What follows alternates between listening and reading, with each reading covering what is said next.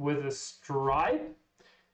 And now we jump to the next version. I go one further. That's a version where we start down top. We start outside, but if we start outside and want to end up inside, of course, then we need a hook, because otherwise it's not possible to change the sense of rotation. So that means the first lever crossing is a hook. And what we want to do then is a wrap. So we go back, we cross the lever border once again.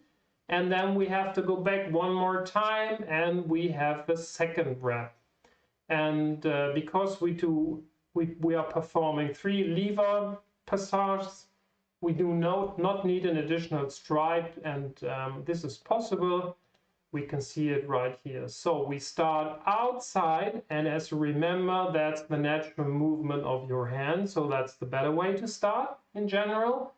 We have a hook, and after the hook, I jump from one side to the other side of the lever, and then I go back with a wrap. I wrap it. Now we are on the other side again. It's a wrap, 360 degrees wrap. And because I want to end on the top, I have to spend one more wrap. That's what we do right here. And here as well, we have a super clean area. You do not need this additional stripe. And if we roll back the hoods, as you can see in a minute, in a second, it looks really, really clean as well. All right, so